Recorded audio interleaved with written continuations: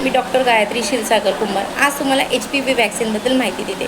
HPV vaccine हे जे HPV vaccine आहे ह्युमन पॅपिलोमा व्हायरस, जे की सर्वायकल कॅन्सरसारख्या गंभीर आजारापासून तुमच्या मुलीचे 90% संरक्षण देऊ शकते। परंतु सध्या मार्केटमध्ये सोशल मीडियावर या वॅक्सिनबद्दल खूप सारे गैरसमज निर्माण केले जात आहे। जसे की या वॅक्सिन घेतल्यानंतर मुलींना वंध्यत्व निर्माण होते, प्रजनन क्षमता कमी होते, मासिक पाळी अनियमित होते, परंतु असे कोणतेही साईड इफेक्ट या वॅक्सिनमुळे होत नाही।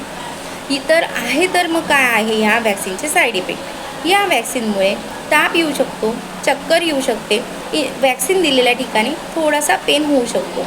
बाकी दुसरे कोणतेही साईड इफेक्ट या वॅक्सिनचे रिसर्चमध्ये बघण्यात आलेले नाही। जर ह्या वॅक्सिनमुळे एवढे डेंजर साईड इफेक्ट होत असले असते तर सरकारने हे वॅक्सिन प्राथमिक आरोग्य केंद्र किंवा सरकारी हॉस्पिटल्समध्ये दिलेच नसते। जेव्हा एखादं वॅक्सिन हे सरकारी हॉस्पिटल्समध्ये किंवा प्राथमिक आरोग्य केंद्रांमध्ये दिलं जातं त्यावेळी तज्ज्ञांची एक समिती बसते आणि रिसर्च केले जातात। या रिसर्चच्या आधारे तज्ज्ञांनी ठरवले जाते की हे वॅक्सिन आपण जनतेला देऊ शकतो।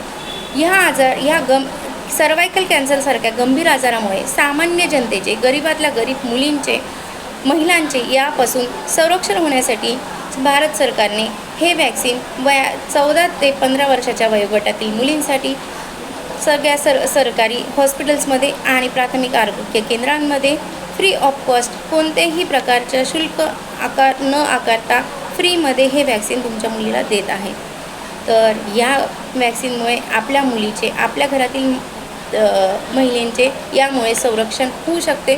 तर कोणत्याही प्रकारचा गैरसमज न बाळगता आजच आपण जवळच्या आरोग्य केंद्रांमध्ये जाऊन किंवा सरकारी हॉस्पिटल्समध्ये जाऊन आपल्या मुलीला हे वॅक्सिन देण्यात यावे। Okay, thank you.